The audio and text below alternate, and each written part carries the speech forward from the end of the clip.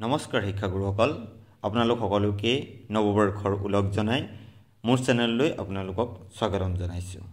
আজি আমি এই ভিডিঅ'টিৰ জৰিয়তে ভাৰত চৰকাৰৰ শিক্ষা মন্ত্ৰালয়ে প্ৰস্তুত কৰি উলিওৱা এশদিনীয়া পঠন অভিযানৰ কথা আমি জনাব বিচাৰিছো।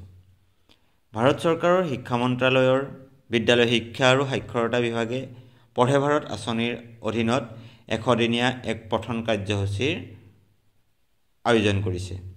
এই এশদিনীয়া পঠন কাৰ্যসূচী বা পঠন অভিযান আৰম্ভ হ'ব 2022 বৰ্ষৰ 1 জানুৱাৰীৰ পৰাই আৰু ই সামৰি ল'ব 14টা সপ্তাহ বা 100টা দিন। 14টা সপ্তাহ বা 100টা দিন সামৰি লোৱা এই কাৰ্যসূচীয়ে জানুৱাৰী, ফেব্ৰুৱাৰী, মাৰ্চ আৰু এপ্ৰিল এই 4টা মাহ সামৰি ল'ব। অৰ্থাৎ জানুৱাৰী মাহত আৰম্ভ কৰা এই কাৰ্যসূচী এপ্ৰিলৰ ভিতৰত শেষ কৰিব লাগিব। এই পঠন অভিযানত প্ৰাক প্ৰাথমিকৰ পৰা অষ্টম শ্ৰেণীলৈকে পঢ়ি থকা প্ৰতিগৰাকী ছাত্ৰ-ছাত্ৰী অন্তৰ্ভুক্ত হ'ব লাগিব। প্ৰতিগৰাকী ছাত্ৰ-ছাত্ৰীয়ে পঢ়িবলৈ সুবিধা পাব লাগিব, প্ৰতিগৰাকী ছাত্ৰ-ছাত্ৰীয়ে পঢ়িব পাৰিব লাগিব।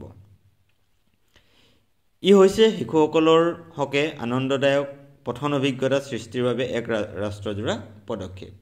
এই পঠন অভিজ্ঞতা যাতে শিশুসকলৰ বাবে আনন্দদায়ক হয়, ফলপ্ৰসূ হয়, শিশুসকলে যাতে পঢ়িবৰ কাৰণে উৎসাহ বোধ কৰে, সেই তাৰ প্ৰতি লক্ষ্য ৰাখিব লাগিব।